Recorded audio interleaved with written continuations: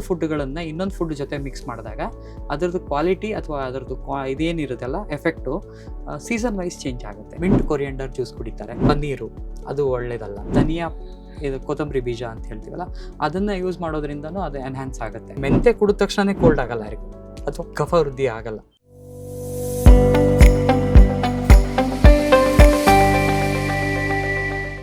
ಮಸಾಲೆಗಳಲ್ಲಿ ಮೆಂತೆ ಕಾಳು ಕೂಡ ಬರುತ್ತೆ, ಮೆಂತೆ ಆಗಿರ್ಬೋದು, ಕೊತ್ತಂಬರಿ ಆಗಿರ್ಬೋದು.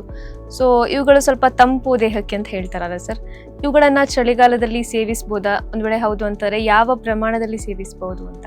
ಇವಾಗ ಮೆಂತೆ ಅಥವಾ ಇದಕ್ಕೆ ಬಂದಾಗ ಅದರದೇ ಆದಂಥ ಕೆಲವೊಂದು ತಂಪ ಅನ್ನೋದಕ್ಕಿಂತ ಅದರದ್ದು ಒಂದು ಈ ಫಂಕ್ಷನಲ್ ಫುಡ್ಸ್ಗಳಂತ ಹೇಳ್ತೀವಿ, ಅಂದರೆ ಇದು ಮೇನ್ ಕಾಂಟ್ರಿಬ್ಯೂಟ್ ಮಾಡೋಕ್ಕಿಂತ it will enhance the things. ಅಂದ್ರೆ ಈಗ ಮೆಂತೆ ಗಂಜಿ ಮಾಡ್ಕೊಡ್ತಾರೆ ತಂಪು ಅಂತ ಹೇಳ್ಬಿಟ್ಟು, ಸೊ ಅದನ್ನೆಲ್ಲ ಚಳಿಗಾಲದಲ್ಲಿ ಸೇವಿಸಬಹುದು. ಅದು ಮೆಂತೆ ಗಂಜಿ ಕೊಡೋದು ಏನಂದ್ರೆ ಡೈಜೆಷನ್ ಚೆನ್ನಾಗಾಗ್ಲಿ ಅಂತ. ಈ ಮೆಂತೆ ಕುಡಿದ ತಕ್ಷಣ ಕೋಲ್ಡ್ ಆಗಲ್ಲ ಯಾರಿಗೂ, ಅಥವಾ ಕಫ ವೃದ್ಧಿ ಆಗಲ್ಲ. ಕಫನ ಕಡಿಮೆ ಮಾಡುತ್ತೆ ಮೆಂತೆ, ವಾತನೂ ಕಡಿಮೆ ಮಾಡುತ್ತೆ. ಹಾಗಾಗಿ ಮೆಂತೆ ಕುದಿಸ್ಬಿಟ್ಟು ಅಥವಾ ಮೆಂತೆ ಹಾಕಿ ಅಡುಗೆ ಏನಾದರೂ ಮಾಡಂಗಿದ್ರೆ ಚಳಿಗಾಲದಲ್ಲಿ ಆರಾಮಾಗಿ ಮಾಡ್ಕೊಂಡು ತಿನ್ಬೋದು.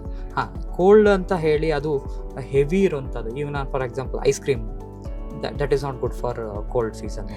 ಇವಾಗ ಪನ್ನೀರು ಅದು ಒಳ್ಳೇದಲ್ಲ, ಪನ್ನೀರು ಒಳ್ಳೇದಲ್ಲ. ಅಂಡ್ ಬೆಣ್ಣೆ ತಿಂತಾರೆ ಬಟರ್ ಹಾಕೊಂಡು, ಅದು ಒಳ್ಳೇದಲ್ಲ.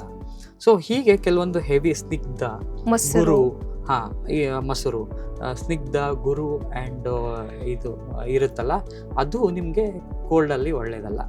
ಈ ಲೈಟಾಗಿ ನೀವು ಇರೋಂಥದ್ದು ಅಥವಾ ಈ ಡೈಜೆಸ್ಟಿವ್ ಎನ್ಹ್ಯಾನ್ಸರ್ ಅಂತ ಇವಾಗ ನೀವು ಕೊತ್ತಂಬರಿ ಯೂಸ್ ಮಾಡೋದು, ಕೊತ್ತಂಬರಿನ ನಾನು ಈ ಊಟದಲ್ಲಿ ಹಾಕ್ಕೊಂಡು ತೊಗೋಬೋದು. ಕೆಲವೊಬ್ರಿಗೆ ಈಗ ಮಿಂಟ್ ಕೊರಿಯಂಡರ್ ಜ್ಯೂಸ್ ಕುಡಿತಾರೆ.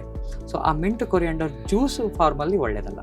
ಸೊ ನೀವು ಅಡುಗೆಯಲ್ಲಿ ಮಾಡಿಕೊಂಡು ಅದನ್ನು ಬಿಸಿ ಮಾಡಿಕೊಂಡು, ಇಲ್ಲ ಧನಿಯಾ ಇದು ಕೊತ್ತಂಬರಿ ಬೀಜ ಅಂತ ಹೇಳ್ತೀವಲ್ಲ, ಅದನ್ನು ಯೂಸ್ ಮಾಡೋದ್ರಿಂದನೂ ಅದು ಎನ್ಹ್ಯಾನ್ಸ್ ಆಗುತ್ತೆ.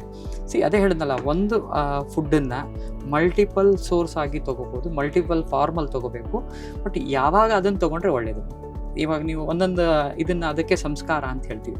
ಒಂದು ಫುಡ್ಗಳನ್ನ ಇನ್ನೊಂದು ಫುಡ್ ಜೊತೆ ಮಿಕ್ಸ್ ಮಾಡಿದಾಗ ಅದರದ್ದು ಕ್ವಾಲಿಟಿ ಅಥವಾ ಅದರದ್ದು ಇದೇನಿರುತ್ತಲ್ಲ ಎಫೆಕ್ಟು ಸೀಸನ್ ವೈಸ್ ಚೇಂಜ್ ಆಗುತ್ತೆ.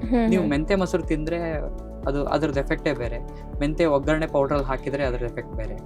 ಸೊ ಮೆಂತೆನ ಮಜ್ಜಿಗೆ ಜೊತೆಗೆ ತೊಗೊಂಡ್ರೇ ಬೇರೆ, ಮೆಂತೆನ ತುಪ್ಪದಲ್ಲಿ ಮಿಕ್ಸ್ ಮಾಡಿ ತೊಗೊಂಡ್ರೆ, ಮೆಂತೆ ಪೌಡ್ರನ್ನ ತುಪ್ಪದಲ್ಲಿ ಮಿಕ್ಸ್ ಮಾಡಿ ತೊಗೊಂಡ್ರೆ ಬೇರೆ.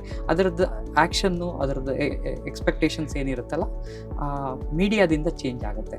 ಸೊ ಹಾಗಾಗಿ ಕಾಂಬಿನೇಷನ್ ಒಂದು ಸಂಸ್ಕಾರ ಅಂತ, ಅದನ್ನು ಹೇಗೆ ಪ್ರಿಪೇರ್ ಮಾಡ್ತೀವಿ, ಸೊ ಅದ್ರ ಮೇಲೇನು ಅದು ಡಿಪೆಂಡ್ ಆಗಿರುತ್ತೆ. ಆ್ಯಂಡ್ ಈ ಟೈಮಲ್ಲೆಲ್ಲ ವಾತದವ್ರಿಗೆ ನೀವು ಕೇಳಿದ್ರಲ್ಲ, ಈ ತಂಬುಳಿಗಳು ಅಂದರೆ ಈ ಕುಂಬಳಕಾಯಿ ಹುಳಿ ಅಂತ ಹೇಳ್ತೀವಿ, ಅದು ತುಂಬ ಒಳ್ಳೇದು. ಅಲ್ಲ, ಮೊಸರು ಹುಳಿ ಅಲ್ಲ, ಕುಂಬಳಕಾಯಿದಿಂದ ಹುಳಿ ಮಾಡಿರ್ತಾರೆ, ಅದು ಒಳ್ಳೇದು.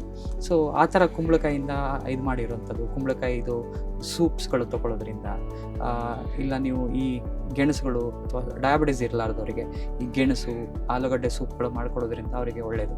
ಸೊ ಆ ಥರದ್ದು ಕೆಲವೊಂದು ವೆಜಿಟೇಬಲ್ಸ್ ಯೂಸ್ ಮಾಡೋದ್ರಿಂದ ವಾತಜ ಅವರಿಗೆ ಒಳ್ಳೇದು. ಎಸ್ಪೆಷಲಿ ಕೆಲವೊಂದು ಮಂಡಿ ನೋವು ಇರೋರಿಗೆ ಆಲೂಗಡ್ಡೆ ಬೇಡ ಅಂತ ಹೇಳ್ತೀವಿ, ಯಾಕಂದರೆ ಅದೊಂದು ಸ್ವಲ್ಪ ಅವರಿಗೆ ಪೇನ್ನ ಅಗ್ರಿವೇಟ್, ಇನ್ಫ್ಲಮೇಷನ್ ಅಗ್ರಿವೇಟ್ ಮಾಡುತ್ತೆ. ಬಟ್ ಮಂಡಿ ನೋವು ಇರಲಾರ್ದವರು, ವಾತಜ ಪ್ರಕೃತಿ ಇರೋರು ಅದನ್ನು ತಗೋಬಹುದು ಅಂತ ಹೇಳ್ಬೋದು. ಓಕೆ, ನೆಕ್ಸ್ಟ್ ಈ ಪಿತ್ತಜ ಪ್ರಕೃತಿಯವರು ಯಾವ ರೀತಿ ಆಹಾರಗಳನ್ನ ಸೇವನೆ ಮಾಡ್ಬೋದು? ಈ ಪಿತ್ತಜ ಪ್ರಕೃತಿಯವರು ಚಳಿಗಾಲದಲ್ಲಿ ಆಲ್ಮೋಸ್ಟ್ ಕಂಪ್ಯಾರಿಟಿವ್ಲಿ ಕಫ ಮತ್ತು ಆ್ಯಂಡ್ ವಾತ ಕಂಪೇರ್ ಮಾಡಿದ್ರೆ ಸೇಫ್ ಆಗಿರ್ತಾರೆ. ಸೊ ಅವರಿಗೆ ಈ ನಾನು ಆವಾಗಲೇ ಹೇಳಿದ್ನಲ್ಲ, ಸ್ವಲ್ಪ ಸ್ಲಗ್ಗಿಶ್ ಡೈಜೆಷನ್ ಅವರಿಗೂ ಆಗ್ತಾ ಇರುತ್ತೆ.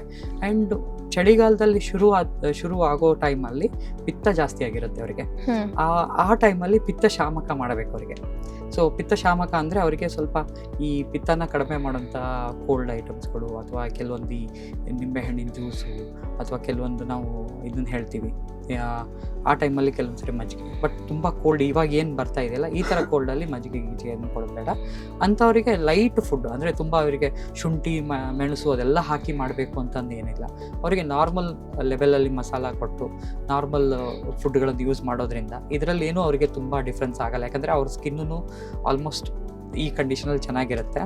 ಅಂಡ್ ಅವರಿಗೆ ಇದರಲ್ಲಿ ವಿಶೇಷನ್ ಆಗೋದು ಅಂದ್ರೆ ವಿಂಟರ್ ಸ್ಪೆಸಿಫಿಕ್ ಫುಡ್ಗಳನ್ನ ತಗೋಬೇಕು ಅಂತಿಲ್ಲ, ನಾರ್ಮಲ್ ಫುಡ್ ತಗೊಂಡ್ರು ನಡೆಯುತ್ತೆ. ಅಂದ್ರೆ ಅವರಿಗೆ ತುಂಬಾ ಈ ಮಸಾಲೆ ಪದಾರ್ಥಗಳು ತಗೊಂಡ್ರೆ ಮತ್ತೆ ಅವರಿಗೆ ಜಾಸ್ತಿ ಆಗೋ ಚಾನ್ಸಸ್ ಇರುತ್ತೆ. ಹಾಗಾಗಿ ಅವರು ಮಾಡ್ರೇಟ್ ಆಗಿ ಅಂತ ತುಂಬಾ ಏನು ಚೇಂಜಸ್ ಮಾಡ್ಕೊಳ್ಳಾರ್ದೆ, ಸೊ ತುಂಬಾ ವಾರ್ಮ್ ಆಗಿ ಇಟ್ಕೊಂಡು ಅದನ್ನ ಲೈಫ್ ಇಟ್ಕೊಂಡ್ರೆ ಒಳ್ಳೇದು.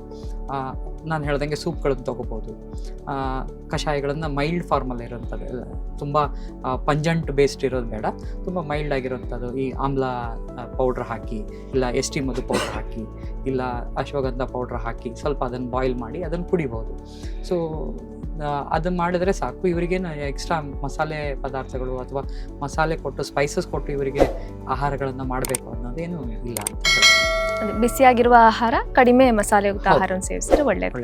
ಲೇಟೆಸ್ಟ್ ಹಾಗೂ ಇಂಟ್ರೆಸ್ಟಿಂಗ್ ಸುದ್ದಿಗಳಿಗಾಗಿ ಬಾಸ್ ಟಿವಿ ಕನ್ನಡ ಚಾನೆಲ್ನ ಸಬ್ಸ್ಕ್ರೈಬ್ ಮಾಡಿ, ಹಾಗೆಯೇ ಬೆಲ್ ಐಕಾನ್ ಪ್ರೆಸ್ ಮಾಡಿ. ಇದರ ಜೊತೆಗೆ ಫೇಸ್ಬುಕ್, ಇನ್ಸ್ಟಾಗ್ರಾಮ್, ಎಕ್ಸ್ನಲ್ಲೂ ಮಿಸ್ ಮಾಡದೆ ಫಾಲೋ ಮಾಡಿ.